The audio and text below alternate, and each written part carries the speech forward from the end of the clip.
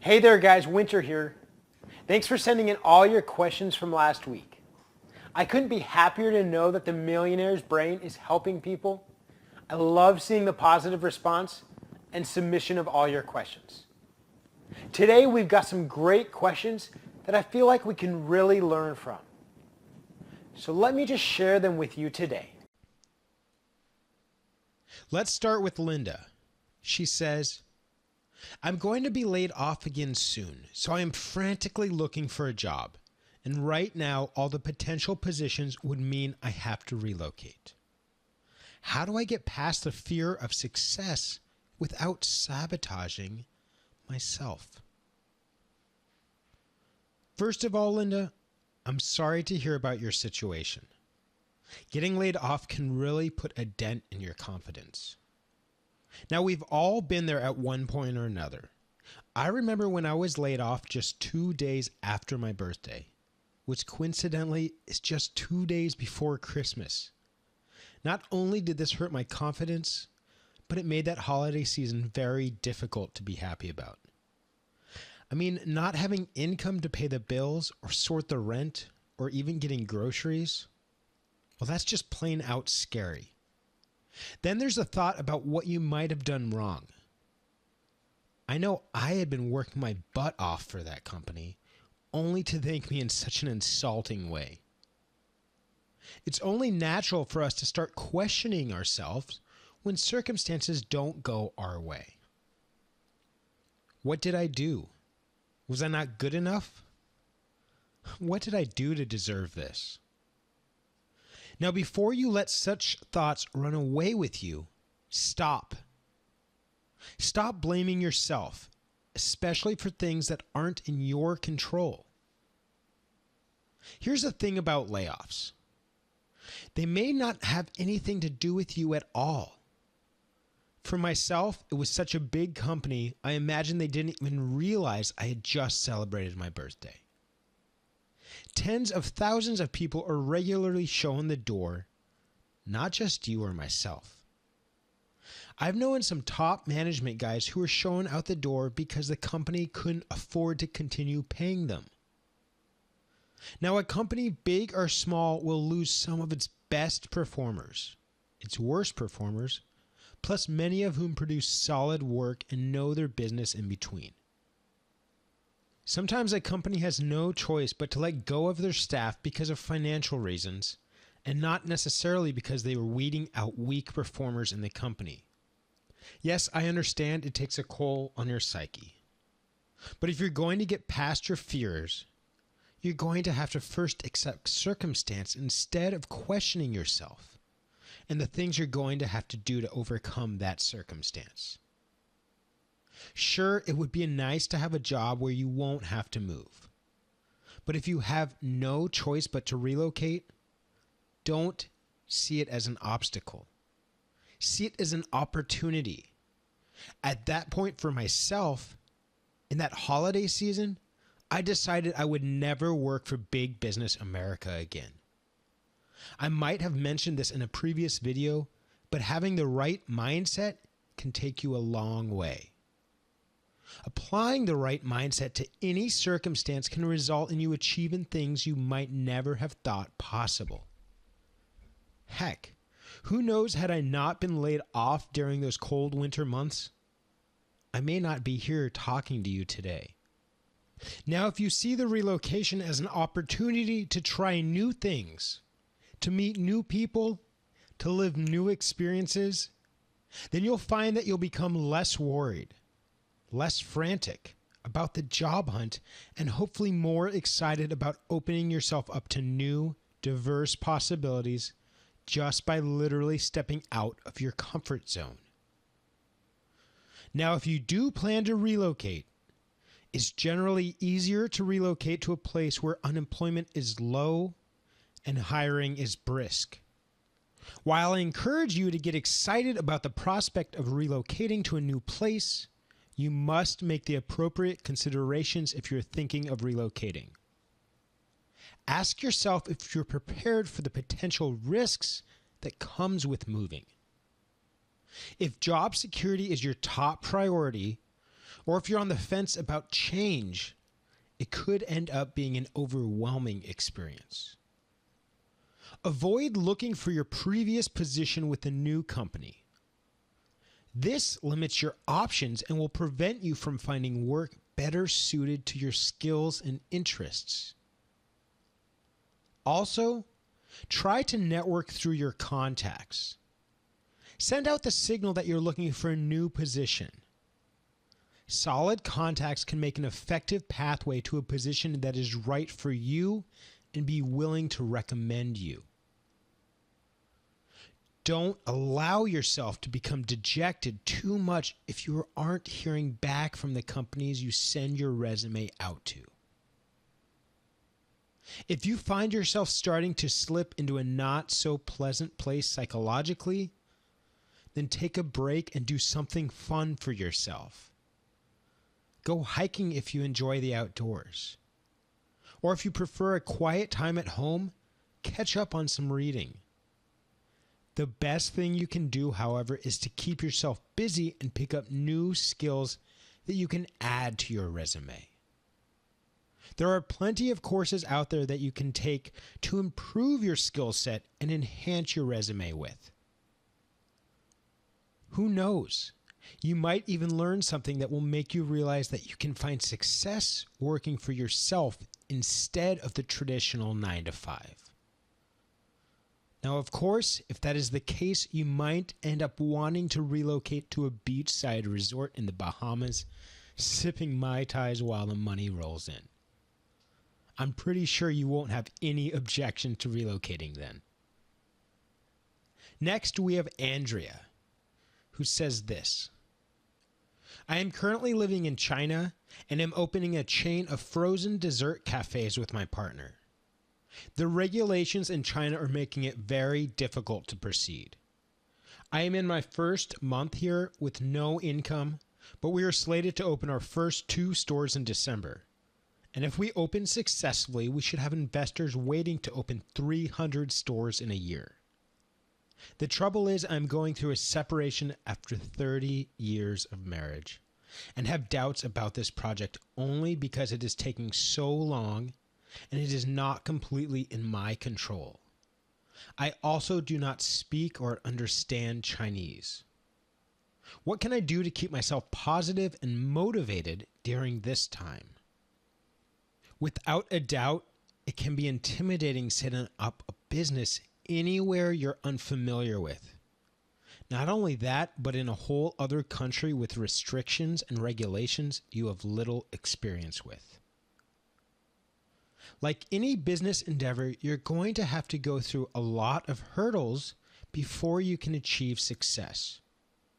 But if done right, you just may be able to make your mark in China, which, as you should probably be well aware of by now, is one of the biggest markets in the world with over 1 billion people as its population. Okay, so let's clear up some of your doubts about setting up shop in China. You're going to want to seek out other like-minded people who have already made their mark in China. Talk to them and pick their brains about how they succeeded in not only doing business there, but how they might have failed. You'd be surprised to learn that sometimes you can learn a lot more listening about someone's failures than their successes. Get their advice on anything you might not be sure of. Take notes. Learn from the best and you'll find their wisdom rubbing off on you sooner than later. Now, I'm sure even back home you've heard of the phrase location, location, location. Where you're set up shop is just as important as to what you're selling.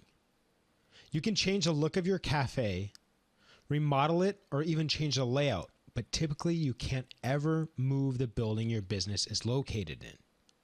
So make sure you're setting up shop in a place where your target market is primarily located. I'm sure you've done your homework with this, but I just wanted to reiterate.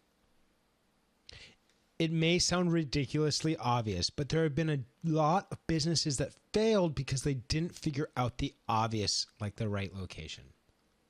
Now, this next step is crucial going forward before opening up a shop.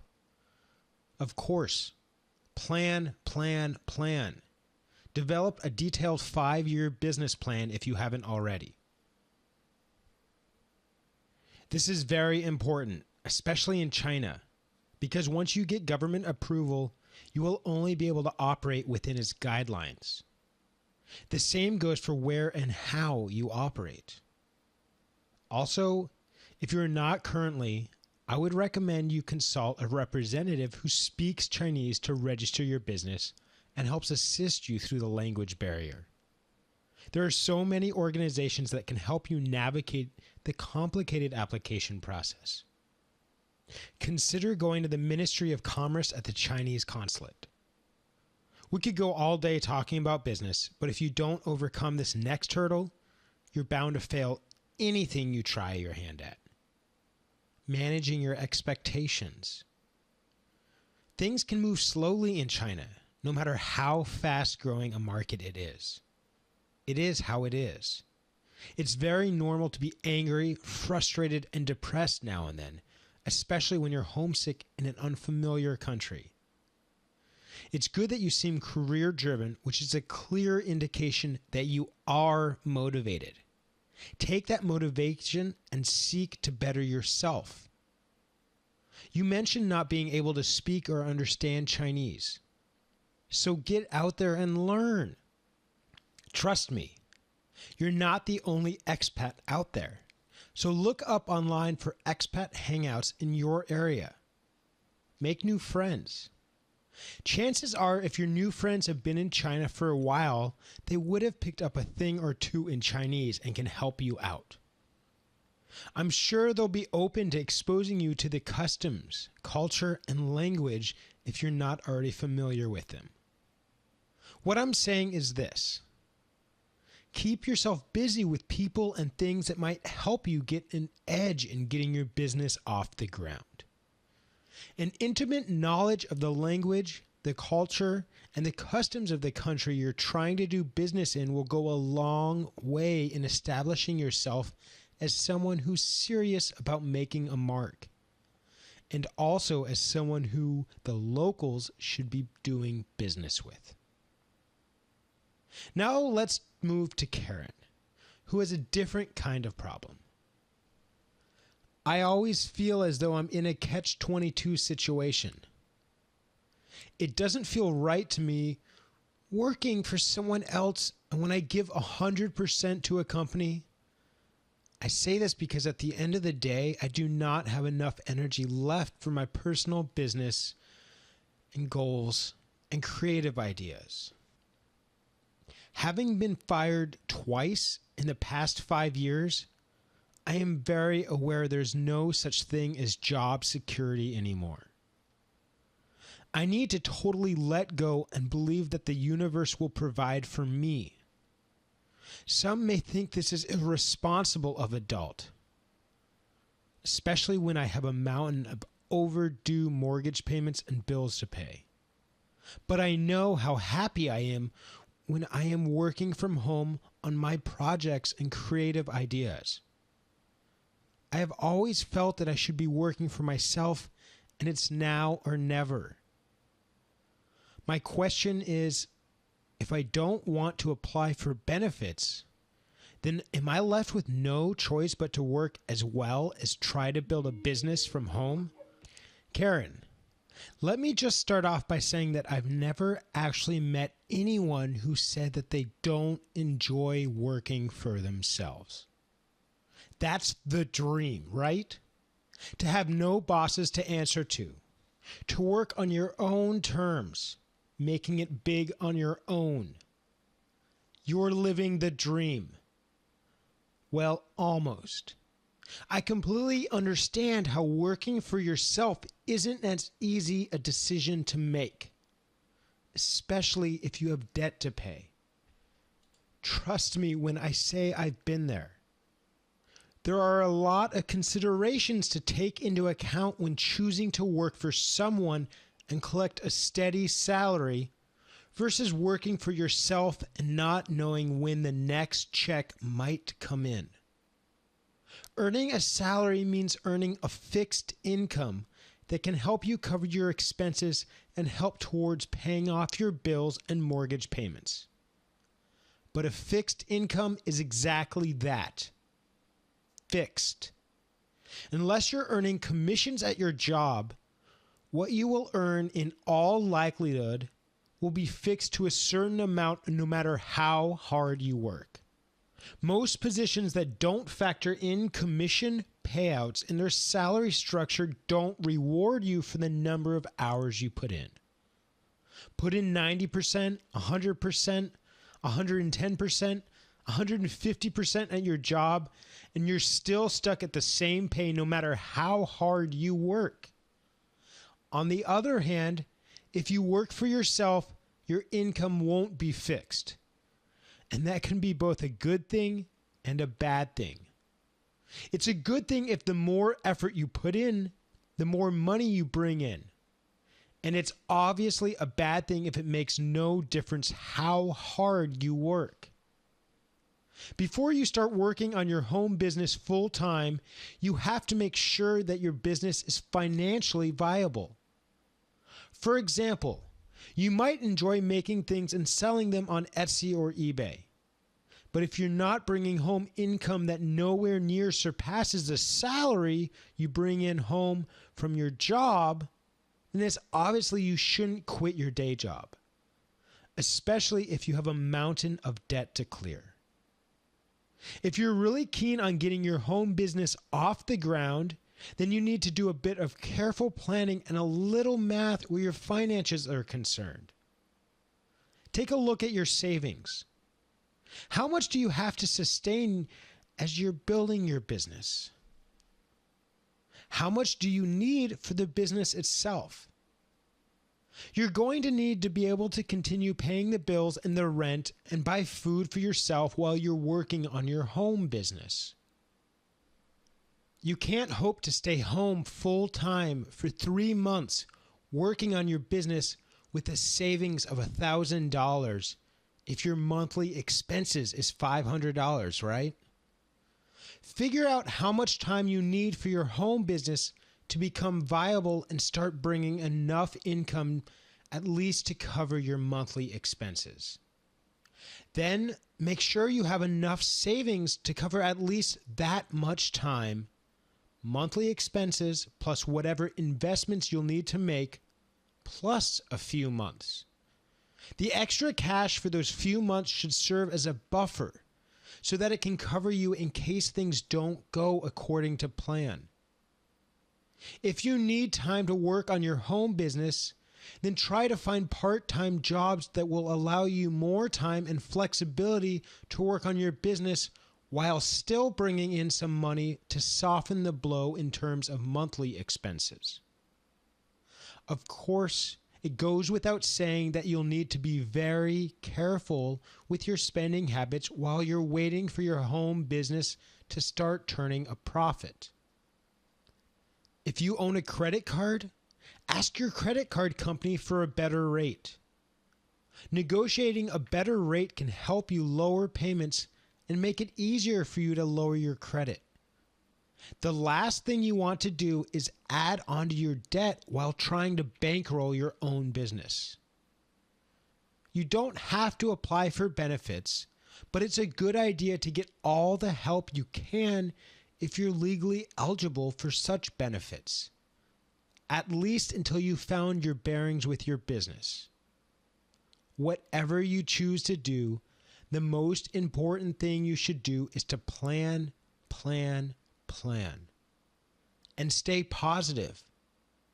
You may not find immediate success, but if you keep persisting, you will. Okay, folks, that's all the time we have for now. But I wanted to take a moment and reiterate something to you. No matter where you are currently in life, no matter the struggles you've seen or the ones you may be currently going through, staying positive is key. Being thankful you are alive. Being thankful for the air you breathe, the water you drink, and the food you eat. Times may be difficult for you right now.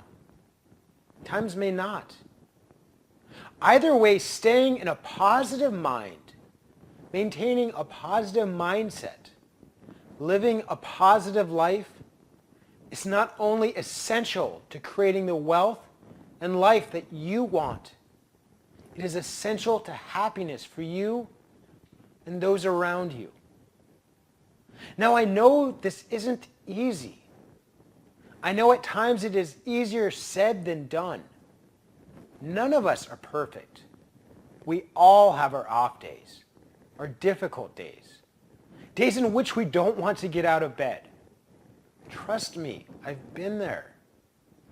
But being as positive as you can about all circumstances in life is key to finding the happiness, success, wealth, and health that we all deserve. I've really enjoyed reading the questions that you guys have submitted. I'm sorry that I can't get to all of them due to time constraints.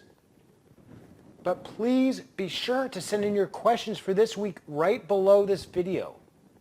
And I'll try my best to get them answered in my next video. And until then, please take care. Thanks for watching, and I'll see you soon. Wishing all of you success, health, and wealth. Now stay positive. Be aware of your state. It is more important than you may think. Bye for now. This is Winter signing off.